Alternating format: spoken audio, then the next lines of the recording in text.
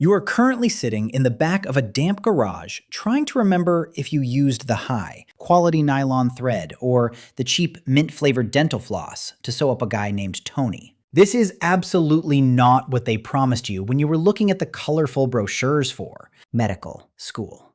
They tell you about the immense prestige and the crisp white coats and the dedicated parking spaces near the entrance.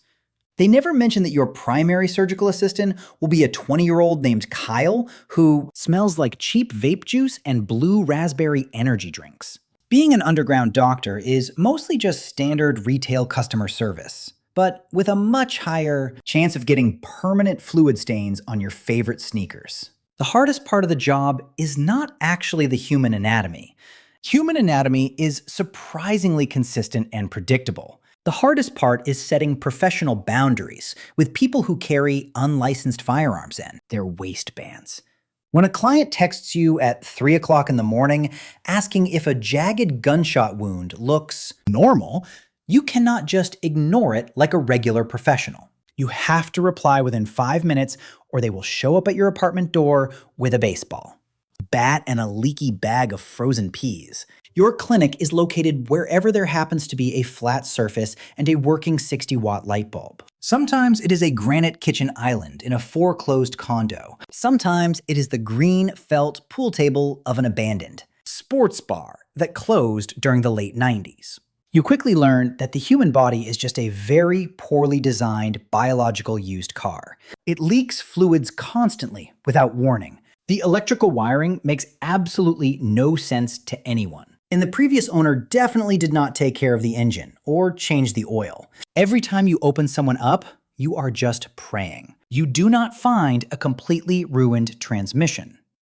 Most of your afternoon is spent explaining to angry people that you cannot. Just swap out a human liver like it is a dead battery in an old iPhone. People genuinely believe you can just order a spare spleen on Amazon Prime and slide it right into place. They expect a tracking number for their organs. They want to know why the free shipping is taking so long. If a procedure takes more than 45 minutes, they start aggressively, looking at their watches like you are a slow driver for a food delivery app. You do not get to wear those nice, sterile blue scrubs that you see on the popular evening television shows. You wear an old gray tracksuit you bought at a thrift store because it is incredibly easy to wash in a communal laundromat. Malpractice insurance is not something you pay a premium for every single month.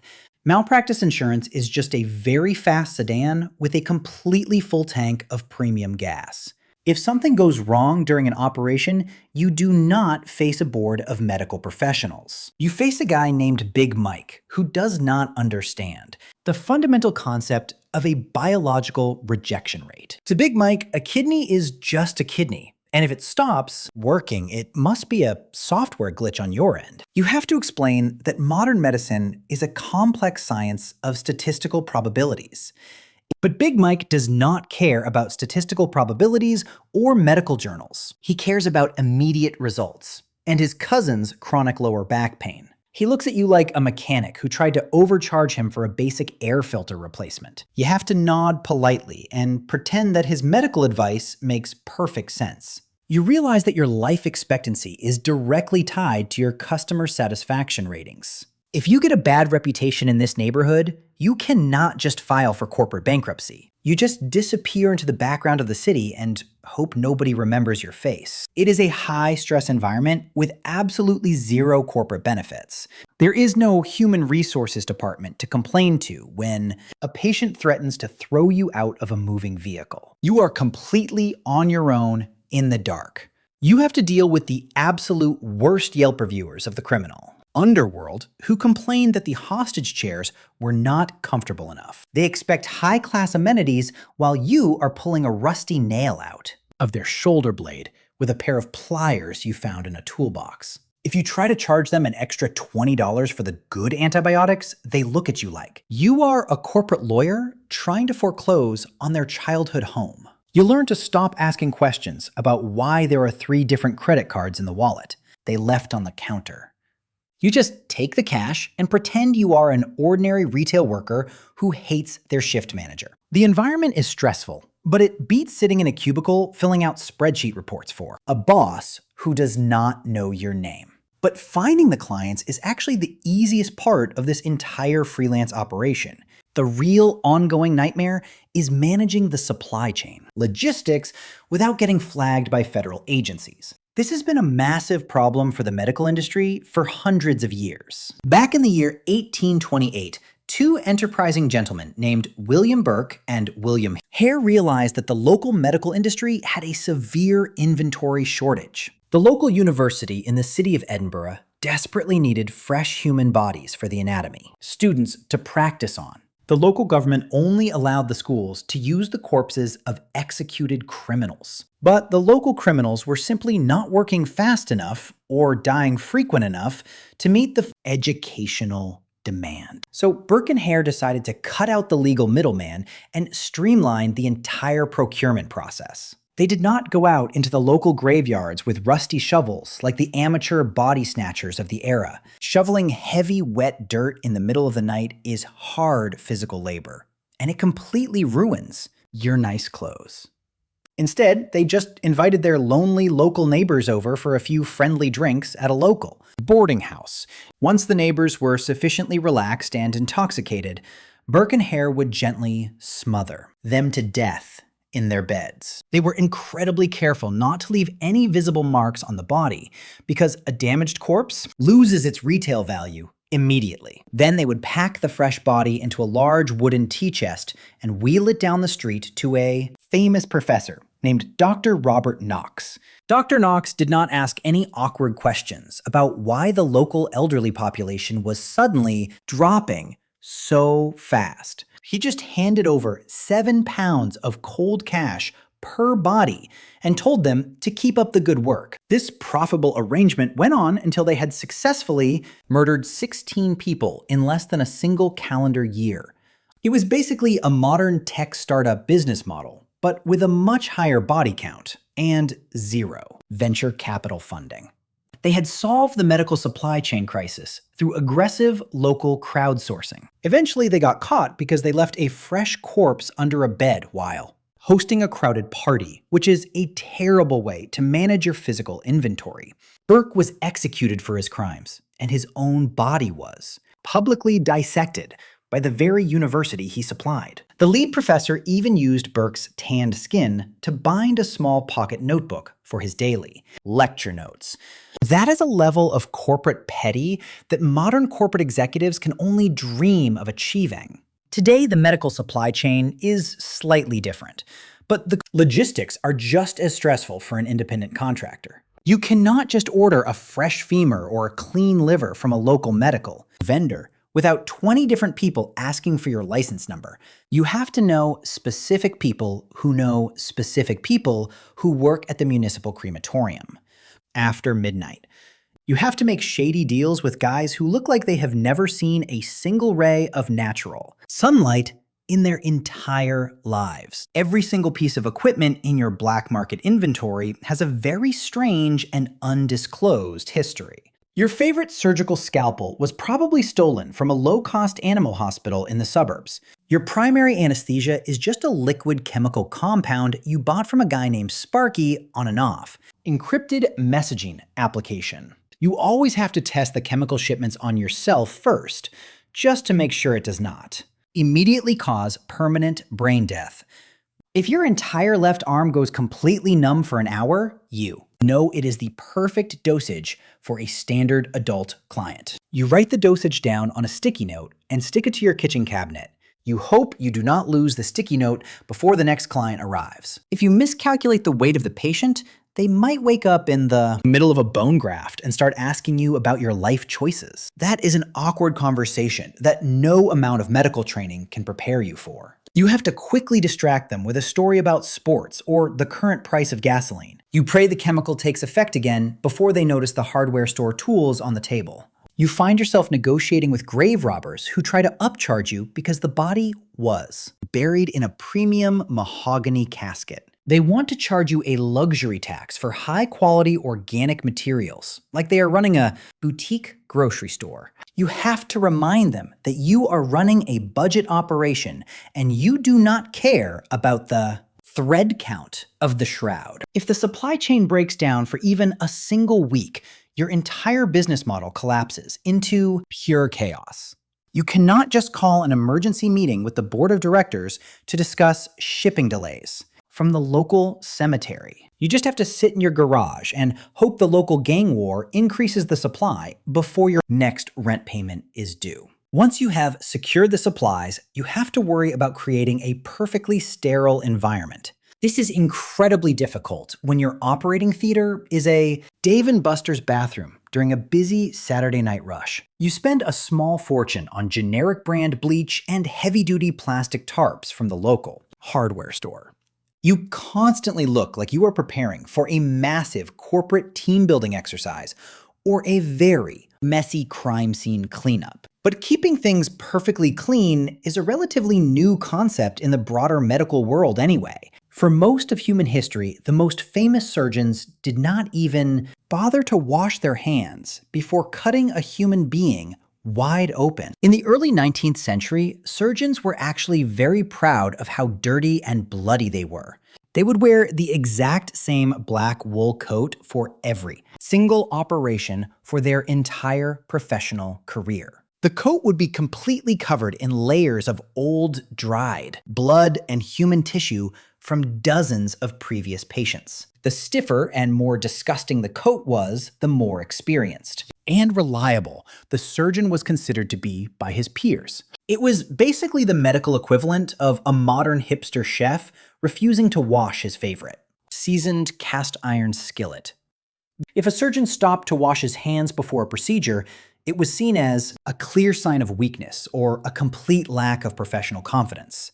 They would literally walk directly from the autopsy room where they were handling rotting corpses straight into the delivery room to help a woman give birth. They honestly did not understand why everyone in the hospital kept dying of mysterious fevers and sudden infections. They assumed it was just bad air from the local swamps or an unfortunate alignment of the planets in the night sky. Then in the year 1865, a British surgeon named Joseph Lister started looking through a high-powered microscope. He realized that there were tiny invisible monsters living on every surface, causing these horrific infections. He decided to start spraying liquid carbolic acid all over his patients and his surgical instruments during operations. The other doctors in London thought he was completely insane and laughed at him in the streets. They openly mocked him for being afraid of imaginary, invisible bugs that nobody could see with the naked eye. They told him that a real man does not need to wash his hands to cure a human disease. But then, Lister's patients suddenly stopped dying at an alarming rate. The survival statistics were undeniable. Suddenly, the guys with the dirty, blood-stained coats looked very foolish and very dangerous. Today, the legitimate medical establishment has taken Lister's advice to an extreme and expensive level. In a real hospital, the air is constantly filtered through massive machines that cost more than your entire childhood home.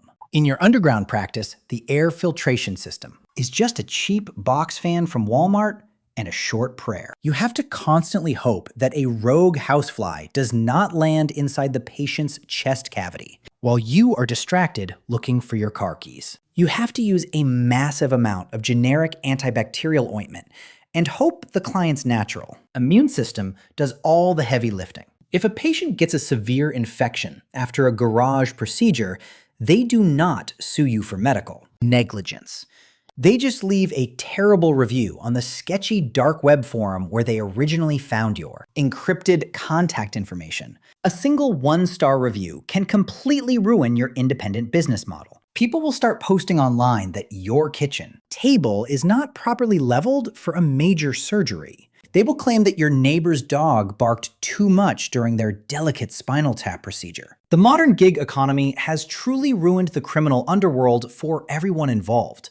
You start to miss the days when doctors wore blood-stained clothes as a badge of honor, because at least then nobody expected you to sweep the floor. Now you have to spend half your profit margins on industrial-strength air, fresheners, so the room does not smell like a butcher shop on a hot July afternoon. The modern obsession with hygiene has really increased the overhead costs for independent medical contractors who just want to do some casual surgery. You look at your bottle of generic window cleaner and wonder if Joseph Lister would approve of your dedication to cost-effective sanitization methods. He would probably tell you to buy the name brand stuff, but he did not have to pay modern city rent prices.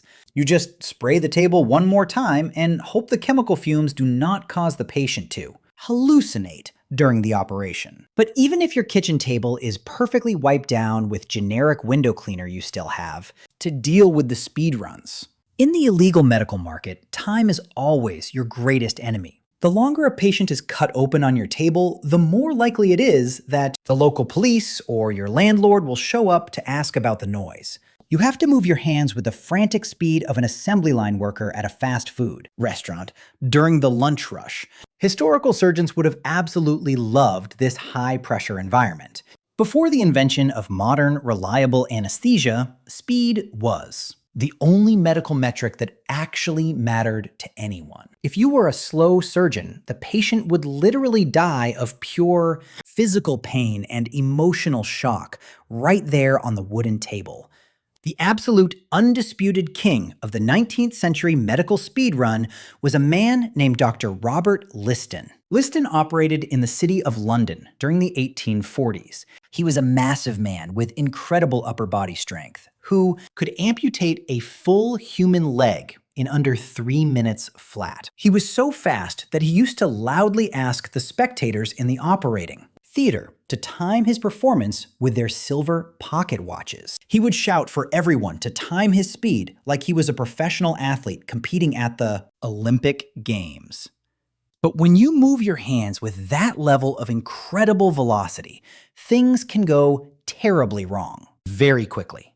During one famous leg amputation, Liston was moving with such intense speed that he accidentally amputated his assistant's fingers along with the patient's leg. He swung the heavy surgical knife back and sliced clean through the assistant's hand without even realizing it in the moment.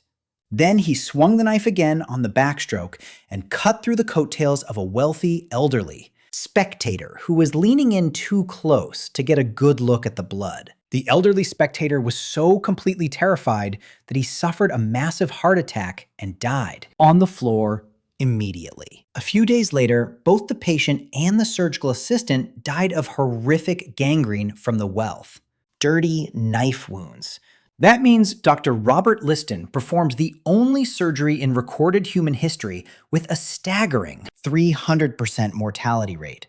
And he went into the operating room to save one single human life, and somehow managed to score an accidental triple kill before lunch. That is a level of workforce efficiency that even the modern corporate world cannot match, no matter how hard they try.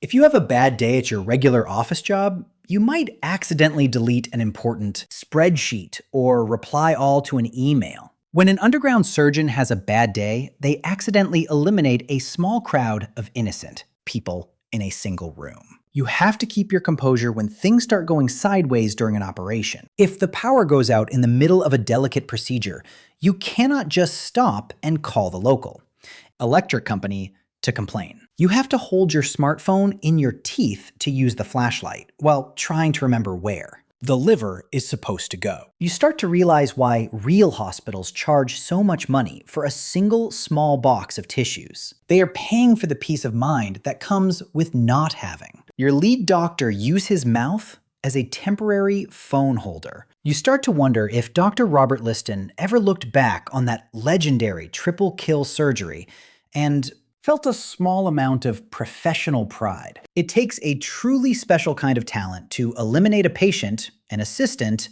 and a wealthy spectator in a matter of seconds without using a single firearm. Modern surgical malpractice lawyers would have had an absolute field day with that level of speed, running performance. They would have built an entire corporate empire just on the lawsuits from that single afternoon session. But in the 1840s, you just wiped your knife on your sleeve and moved directly onto the next paying customer in line. You have to admire the pure, unadulterated confidence of an era when a doctor could completely ruin a room and still get paid for his time. If you think a 300% failure rate is bad, wait until you look at the economics of the modern organ trade. This is the specific area where the corporate middlemen really show their true colors. People always assume that if you sell a kidney on the black market, you will instantly become a millionaire overnight. They think you can just buy a luxury yacht and retire to a private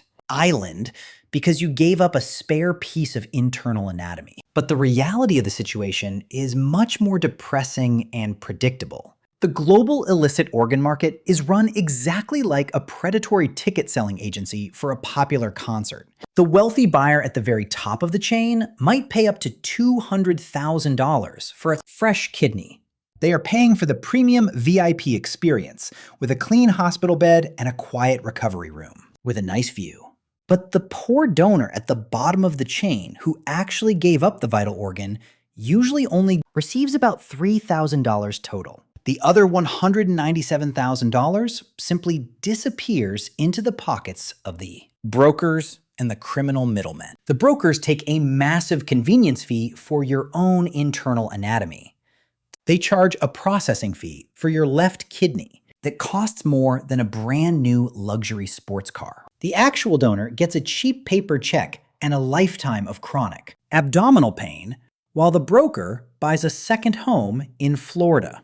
It is the ultimate expression of modern, unregulated capitalism. Even in the dark criminal underworld, the working class gets completely exploited by management. As the underground surgeon, you are stuck right in the middle of this economic disaster. You are the one doing all the hard physical labor and taking all the massive legal risks under the table. But you are still getting paid like a line cook at a failing diner in a small town. You have to sit there and listen to the brokers complain about their rising overhead costs and digital marketing expenses. They tell you that the dark web advertising fees are eating into their quarterly profit margins. They ask you if you can speed up the operations so they can increase their overall monthly volume. They want you to turn your independent underground clinic into an express drive-through lane for internal organs. You start to feel like a tired employee at a fast food window, but instead of asking if they want fries, you are asking if they want to keep their gallbladder. The organ brokers probably have a corporate retreat in the Bahamas every single year to discuss how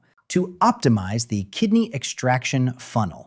They look at PowerPoint slides showing the growth metrics of the black market liver industry, while drinking expensive champagne on a private yacht. Meanwhile, you are stuck in a cold basement trying to wipe human grease off your favorite pair of sweatpants with a damp paper towel. It is the exact same corporate hierarchy you find at any major technology company or financial institution in the United States. The people who actually understand how the machinery works are always supervised by a guy in a tailored suit who is afraid of blood. You start to realize that no matter how far you run into the criminal underworld, you can never truly escape the shadow of middle management, which means at the end of the day, your body is essentially just a biological used car lot that everyone is trying to strip for parts. You are surrounded by people who view human meat as a highly liquid financial asset.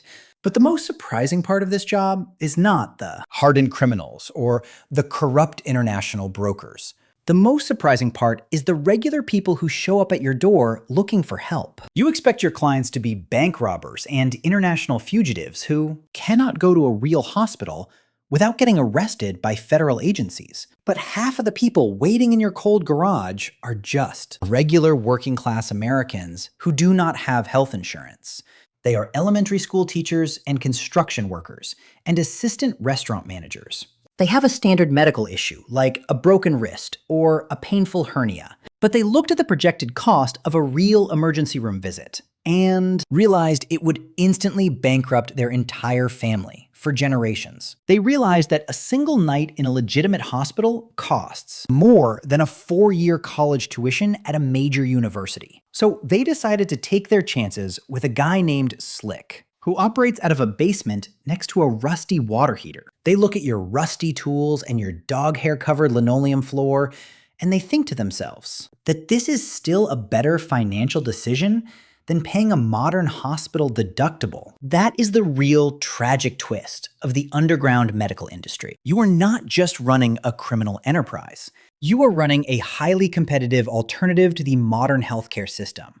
Your complete lack of government regulation is your primary selling point to the public. You do not make people fill out 20 pages of confusing insurance paperwork just to get a simple bandage. You do not hit them with a surprise $70,000 facility fee 6 months after their book. Surgery is completed. You give them a flat rate price upfront, and you accept payment in crisp cash or old electronics that you can sell online. It is a beautiful and terrifying system of mutual desperation between the provider and the patient. So what about you? Are you going to keep paying your expensive monthly health insurance premium like a sucker? Or you going to come visit me in the garage the next time your throat feels a little scratchy? Let me know down there in the comments section. Just make sure you do not mention the exact street address of the garage, because my landlord is already getting very suspicious about the massive amount of laundry detergent I buy every week. And if you see a guy walking around the city with a very neat pocket notebook made of strangely textured leather, do not ask him where he bought it.